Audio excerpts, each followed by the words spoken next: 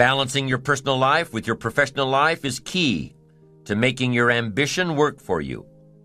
Home life, work life, they must work together. Making sure that what you're going for in your career complements your home life. Making sure that what goes on at home complements your career. One won't work well if the other doesn't. Lady gets into work early in the morning, is the last one to leave every night. This keeps going on week after week, month after month. Doesn't seem like she gets that much more accomplished than everyone else. Matter of fact, it seems like she's using the office to escape from home. Something's wrong here. Better fix it. Chances are that whatever's bothering her at home is affecting her work anyway. A guy's always late for work. Always takes off during the middle of the day to go home. There always seems to be some sort of emergency to tend to at home. He takes long breaks, leaves early to go home. He's not getting his work done in record time. He's not getting anything done at all. Chances are he's using the emergencies at home as an excuse to stay away from the job.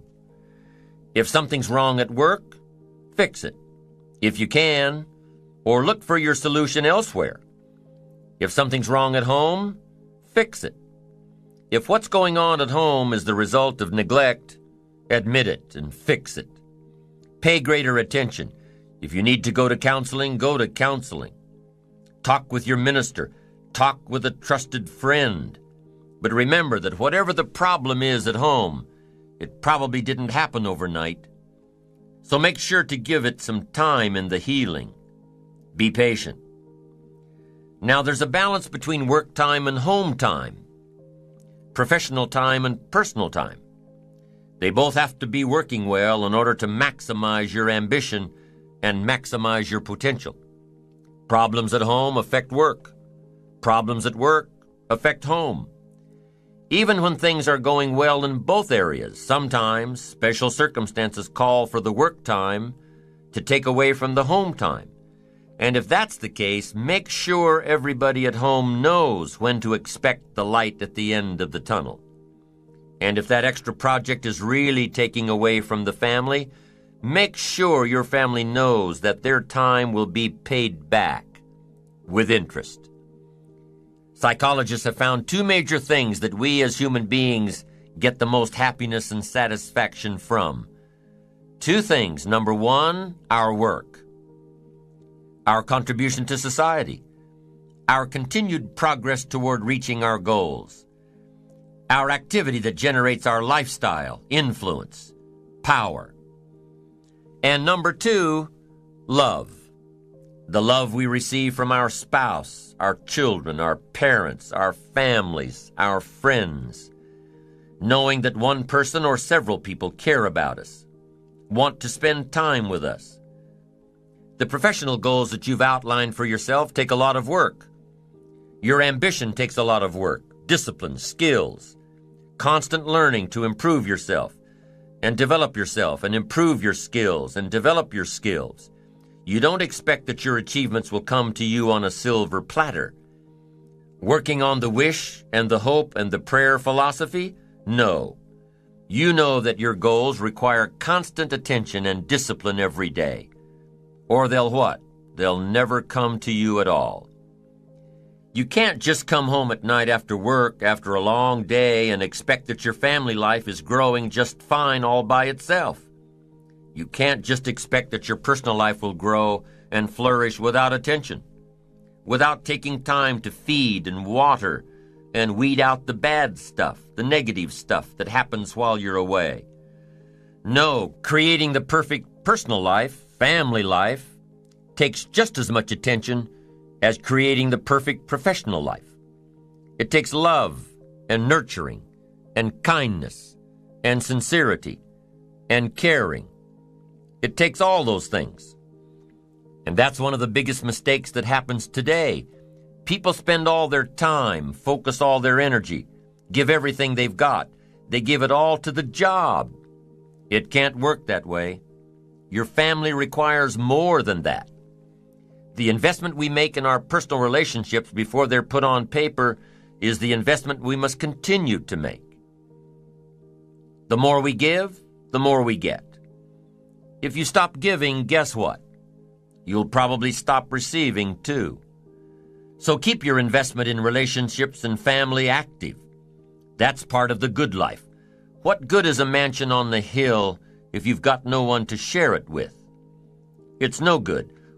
What good is an investment portfolio worth millions if you've got no one to share it with? It's no good. What good is working so hard day after day, month after month, year after year, working until you accumulate everything you want, and in the meantime, your family left you? It's no good. It all loses its value. Life has to be balanced. Work hard, play hard. Work 6 days, take 1 day off. Work 3 months, take 1 week off. Life has to be balanced, or your lifestyle will suffer. Life without balance can cost your relationships. Life without balance can cost your health. Life without balance can cost your spirituality. Life without balance can cost your wealth. Happiness. Balance. Work on a balanced life. Work on balanced ambitions. If you're a believer, don't neglect it. Study and practice if you're a believer in spirituality. Nourish, study, and practice the art of spirituality. Because we learned before that the great destroyer of all of us is neglect. Starts like an infection, becomes a disease. One neglect leads to another, starts spinning out of control. Here's one thing to consider if you've neglected your spirituality, if you're a believer. Now, I'm not asking you to be a believer, but I'm asking that if you are a believer, do not neglect that part of your future. Study and practice as diligently as you study and practice ambition and parenting and skills and success in the marketplace. Faith helps sustain ambition. Here's what else plays an important role in your ambition: your physical side, your health. And here's some of the best advice I've got on the physical side. Ancient scripture says, treat your body like a temple. Excellent advice. Treat your body like a temple, meaning something you'd take extremely good care of. A temple, not a woodshed. No, a temple. And here's why. The mind and the body work together. You've got to have both functioning well. Here's one of the best ways I've come to look at it. Your body needs to be a good support system for the mind and the spirit. A good support system that can take you where you want to go, support you with strength and energy and power and vitality. Here's a major part of success: vitality. I'm telling you, some people don't do well simply because they don't feel well. Now, feeling well is a personal responsibility. By taking care of the temple, it's the only place you've got to live. Your physical body. Cherish it. Ancient scripture says this: sometimes the spirit is willing, but the body is weak. See, that's a sad combination, a willing spirit and a weak body.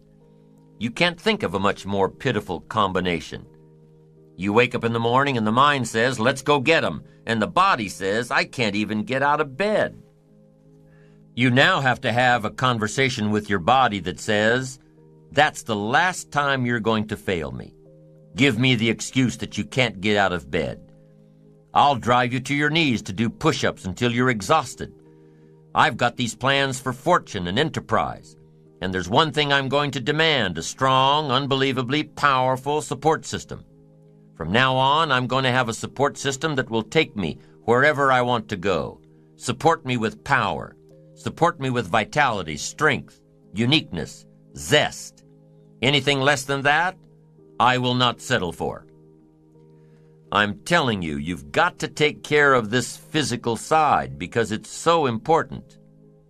Be conscious of self, of your support system. Be conscious of self, but not self-conscious. Don't work on it too much, more than you need to. You don't have to spend 6 hours a day to have a good support system. You don't have to. 30 minutes a day, 1 hour a day, and you can have a strong, healthy body. Exercise?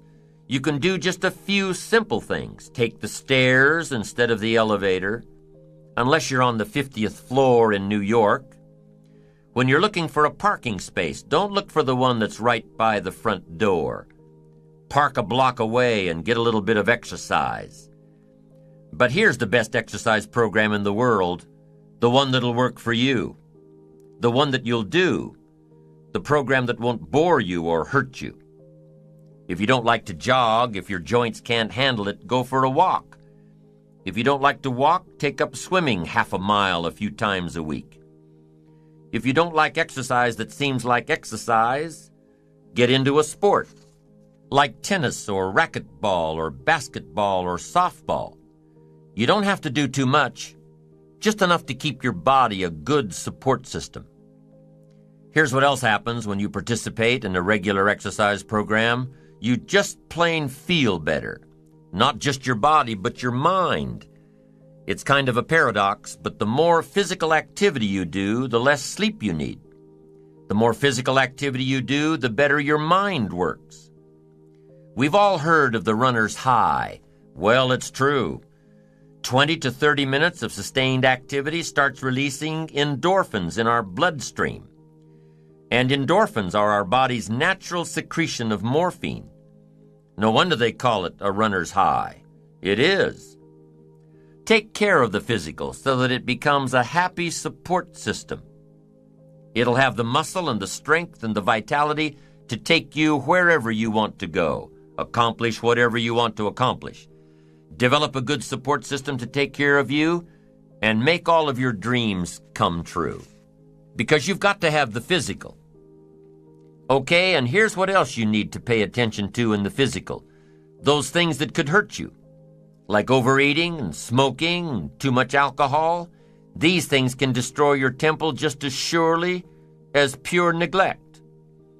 Now, a fine glass of wine with dinner is one of the joys of life, lifestyle, but drinking too much too often will tear down your temple. And it'll do more than that. Drinking too much at business dinners or social dinners will end up alienating you from the professionals who know their limits. Make sure you know your limits. A fine glass of wine, yes. A bottle of wine, probably not. Know your limits. Pay attention to your behavior in the marketplace, lest it cost you more than you'd like to pay. It's all about balance in life, how your ambition in the marketplace translates into a balanced life at home. If you're giving too much at work, pay it back to your family with interest. Balance. It's important. If you don't have balance, you have what? You'll end up paying too high a price, sacrificing your family for your work, being careful with your clients and careless with your children.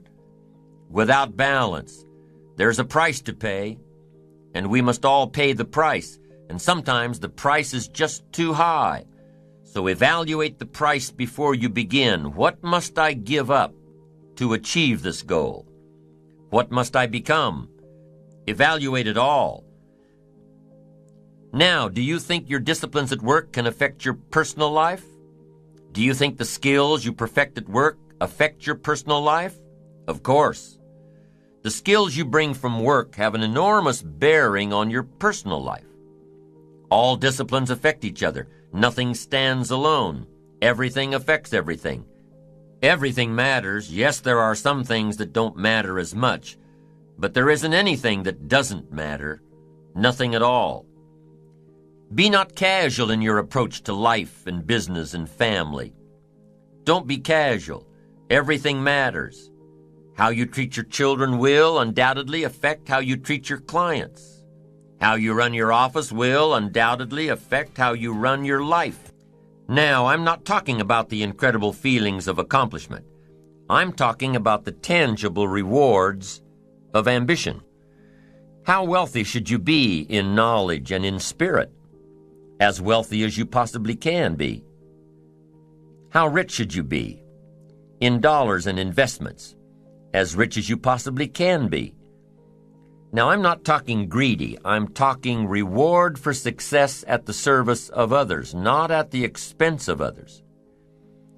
Is it okay to strive for success? Is it okay to strive to become rich and wealthy? Many people struggle with the concept of being rich. Rich people lack morals. Rich people are cutthroat. Rich people don't care. No, that's not true. Now, some rich people lack morals, are cutthroat, and don't care. But a lot of poor people have those same traits. So corruption is not inherent with being rich or wealthy. Corruption is inherent with gaining at the expense of others. Corruption is evil. But wealth is not evil. Wealth says discover your own talents and use them and take care of them, so your own talents and skills and gifts can take care of you. I firmly believe, the more that I ponder this topic of wealth, I firmly believe that it's our natural destiny to grow, to succeed, to prosper, and to find happiness. So here's what I've learned to do to temper the words rich and wealthy. I call it becoming financially independent. That's a little easier than rich or wealthy, because some people have this idea that to be wealthy or rich, you've got to misuse people, you've got to tell lies, you've got to throw away values. If being rich bothers you, don't pursue riches. Some people even tell me that the Bible says it's hard for a rich man to reach heaven. I say, well, that language suits me. It didn't say it was impossible. It just said it was hard. I don't mind a little hard stuff. I'm also reminded that the Bible says the meek shall inherit the earth. But where does it say that in order to be meek you have to be poor? No, the Bible doesn't say you have to be poor. That's just an interpretation. A poor rationalization that lazy people use. People who need to justify their lack of progress. People who will give up in the midst of any adversity. People who don't even try. For everyone that's born in America or comes to America, here's part of your heritage: the opportunity to become financially independent. In a nation that's full of hope and promise, it's our heritage and our right, and within our reach, to realize all the best that exists, including personal wealth. So let me give you now, by definition, the meaning of financial independence. And kids go for this because this is simple language. Financial independence is the ability to live from the income of your own personal resources. The ability to live from the income of your own personal resources. That I describe as financial independence. Now, one part of it is how you want to live. Some people need millions for all the projects they've got going, all the causes they support. And here's what's exciting about America. What if you decided you had to be rich? To do all the things you wanted to do, go all the places, support all the projects. What if you had to be rich? Are there books on the subject? Yes, of course. There's plenty of information on how to be rich. But if you don't have to be rich, you probably won't read the books. What drives you to go get the books is if you have to have the money.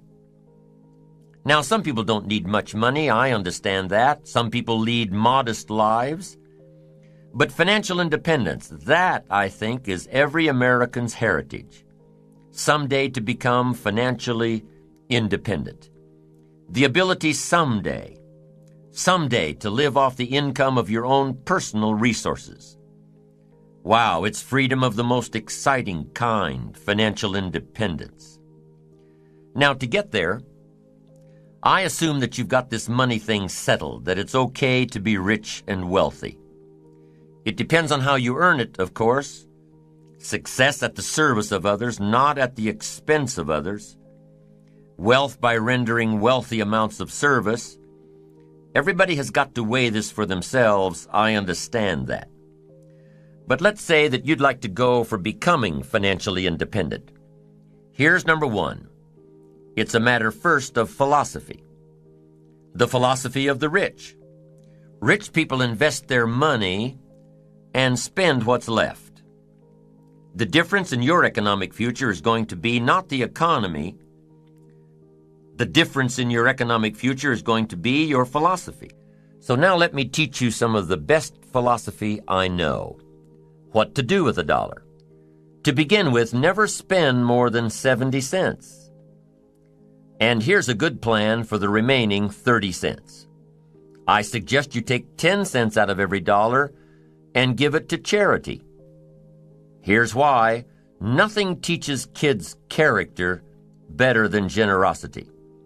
It helps you teach so many things. Generosity, supporting worthy projects, taking a piece of what you've been blessed with and turning it back to help people who can't help themselves. Worthy projects, charity. And the time to start is when the amounts are small.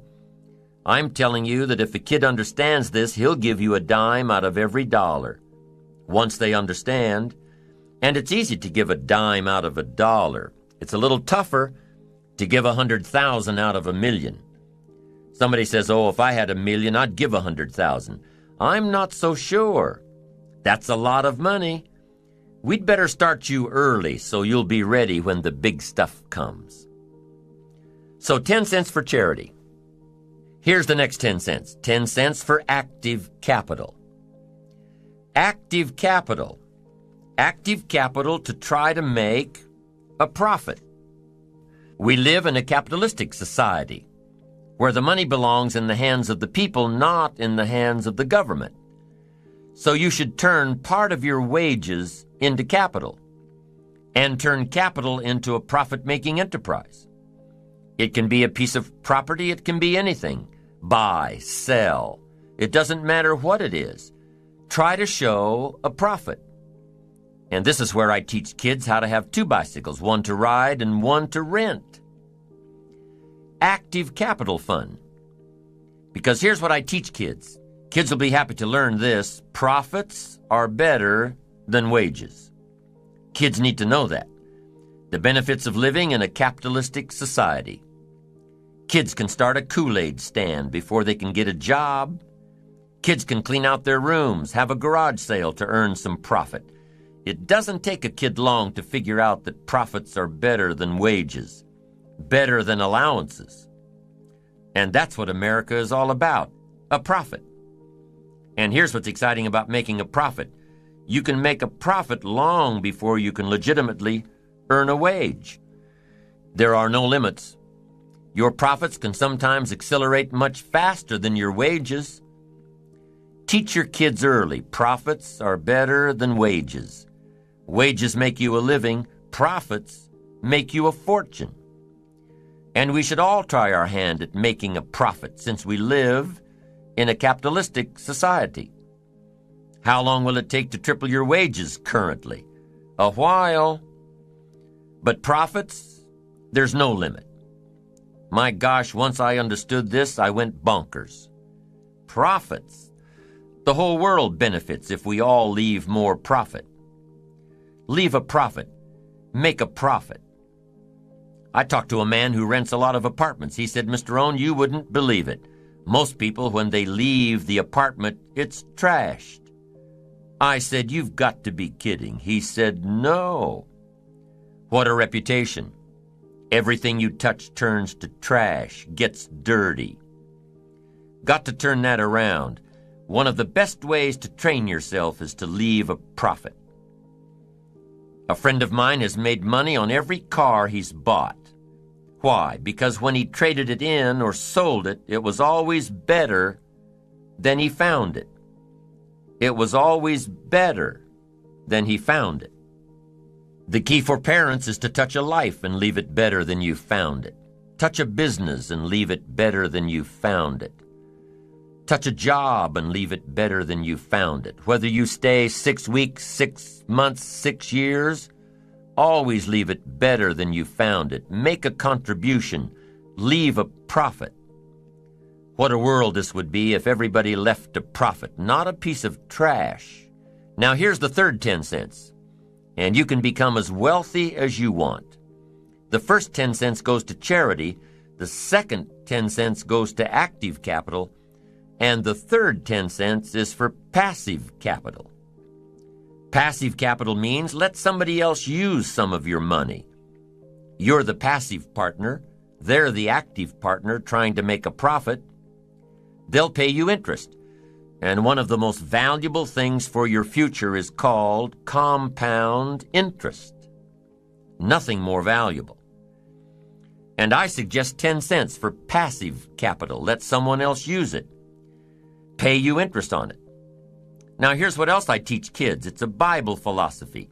And here's what it says. The borrower is servant to the lender. Excellent information. The borrower is servant to the lender. And if you've taught this properly and asked kids, what do you want to be? Here's what they'll tell you. They'll say, I want to be one of those lenders.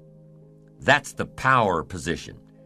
If you're interested in power for the future, influence for the future, being ruler over much, I'm telling you, the key is to be one of those lenders. Not a spender, no, a lender. Now, if you can't reach this little formula right now, if you can't start here, here's what you do. Start where you can and work toward it. 70-10, 10 and 10 is the ideal. And it doesn't matter if you're trying to lose weight or to get your health in order or to get your finances in order. Next in building your financial independence is to keep strict accounts. You've got to know exactly where it comes from. You've got to know exactly where it's all going. Don't fall into the I don't know where it all goes trap. Don't fall into that. It just gets away from me. No, keep strict accounts. It's much easier than it used to be with personal computers and so many households and the software that's readily available. It's as easy as entering your deposits and checks and receipts, and the computer will tell you exactly where you stand.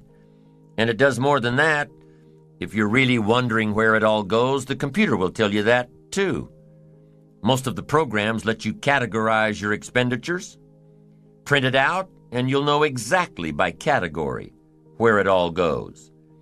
And when it's right there in front of you, you'll be able to evaluate what you're buying and what you're wasting. Take that wasting part and add it to one of your capital funds. It'll get you there that much faster. And here's another part of building your financial independence. It's a matter of attitude. First is philosophy about money. Second is attitude about money. Here's the best attitude. All of us must pay for democracy and freedom and free enterprise and a marketplace and a country second to none with gifts brought here from all over the world. I finally became a happy taxpayer once I was educated. You say, well, they misuse it. What do you care? That's not going to make any difference in your future, is it? That's not going to greatly reduce your chances to become rich and powerful. It shouldn't make any difference at all whether they misuse it or not.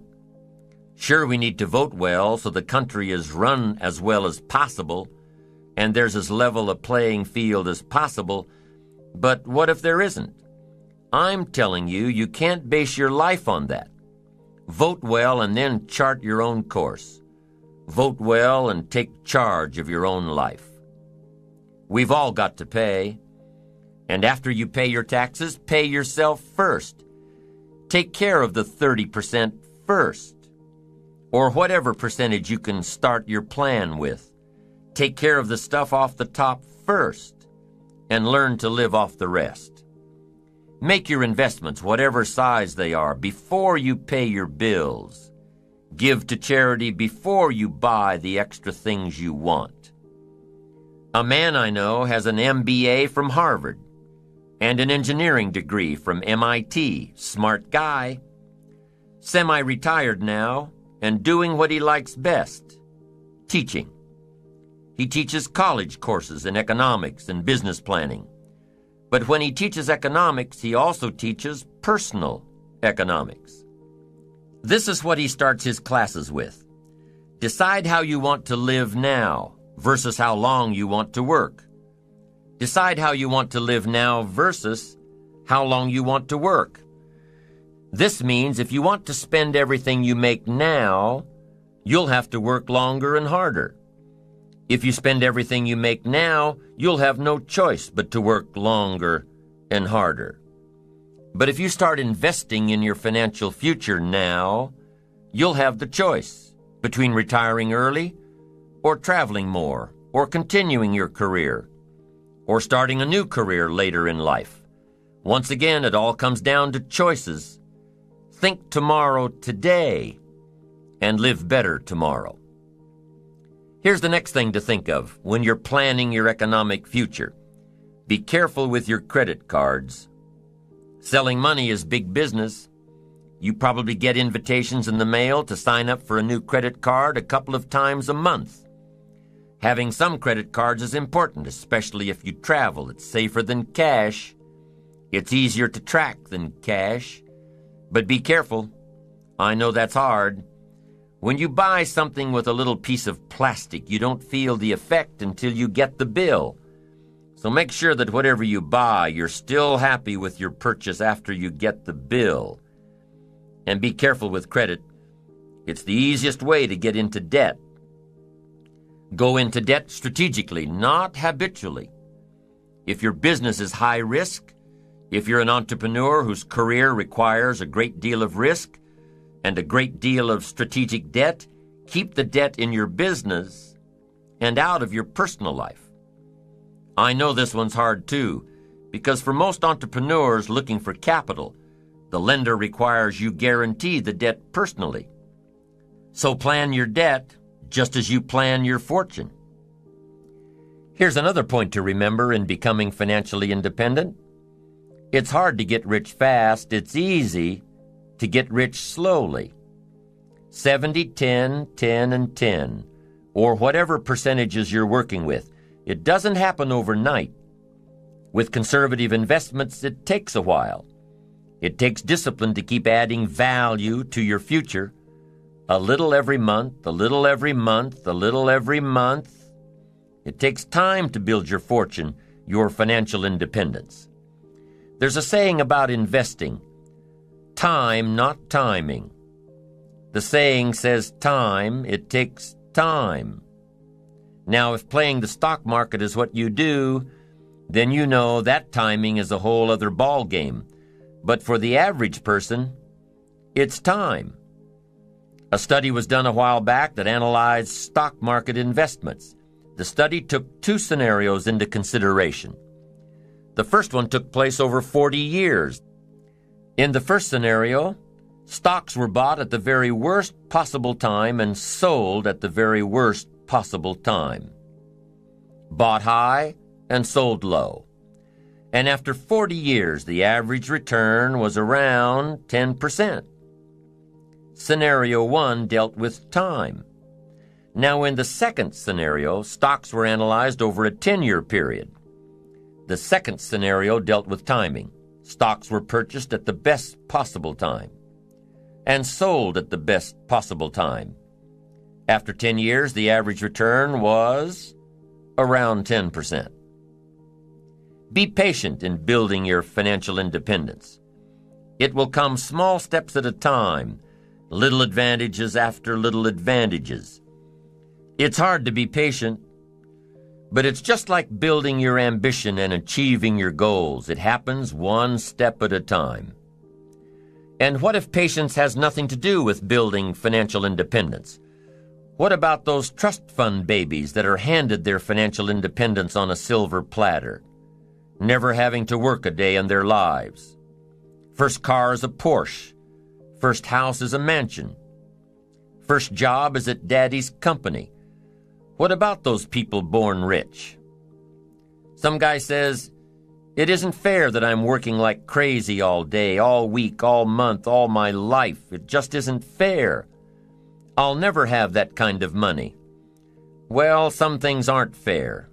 Inheriting money. But what does that have to do with you, really?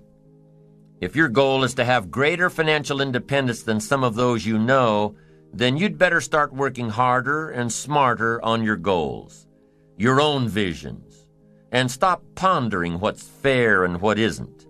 Start examining what's keeping you back instead of what's keeping them ahead. Start looking at what you're doing. Start looking at you instead of it. There are plenty of stories and examples and experiences of people who began their careers destitute and had enough resolve to do it until they had more than they ever dreamed of. Study the experiences of others who built their way to the top instead of those who were born there. And what if you decided you had to be rich? What if you really followed the power of your ambition and your life started turning around? Well, aside from getting on the right track, increasing your earning potential, decreasing the percent you spend, increasing the percent you save, invest, give away, aside from all the benefits of achieving, there will also come some disappointments. Disappointments in the circle of friends you started with. One of the disappointments that come from achieving all you can be is in the people who choose to remain right where they are. They will chastise you for your accomplishments. They will abandon you for trying to become better. They will remain behind and say, "Boy, he's forgotten us now that he lives so well." And they'll probably say more than that. They'll probably gather in their little group and say all sorts of things to justify their own mediocrity. But remember, those who choose to stay behind have chosen their own path, an average path, a path of mediocrity. And those who have climbed above the crowd almost always wish they could return to their earlier friends, to embrace them in friendship and love, and try to help them get out of their ruts, to share ideas of hope and inspiration. But it rarely happens. Jealousy builds a big wall, one that is almost impossible to break down. So as you change, your life will change, your friends will change, your circle of influence will change. And that's part of achievement and ambition and success. An ever-changing process required to become the person worthy of reaching your goals. There are many reasons why people don't build their ambition, strive to become better, be the best they can. Many reasons, but it only takes one. We talked about many fears in an earlier session and how to work to overcome them. But here's one we didn't talk about: risk. Different professions call for different levels of risk. There's an old saying, no risk, no reward. Maybe that's the case in life, I don't know. It's a personal decision, one you have to make, regarding how much risk you're comfortable in taking with your life and your future and your money. It's a personal decision. What I do know is that there are different types of ambition, different types, and each has its own reward. The ambitions of a salesperson are different than the ambitions of a manager. The ambitions of a manager or an executive are different than the ambitions of an entrepreneur. The ambitions of an entrepreneur are different than the ambitions of an artist or a scientist or a teacher. With different levels of ambition come different levels of risk and different levels of reward. Salespeople are probably more able to handle risk than managers and professionals. And the higher the risk, the higher the earning potential. Entrepreneurs are probably even more risk-oriented. They have to be. An entrepreneur's ambition must overpower the risk of losing it all in an attempt to gain their dream. Your level of ambition may or may not be equated with your ability to take on risk. Most people can't deal with so much failure to reach success. There are only a few people, even among the most ambitious, that have the tenacity, intestinal fortitude, tolerance level to follow a risky ambition. Whatever the level of ambition, whatever the level of risk, there must always be the discipline to overcome the failures and see the end result. To keep trying until.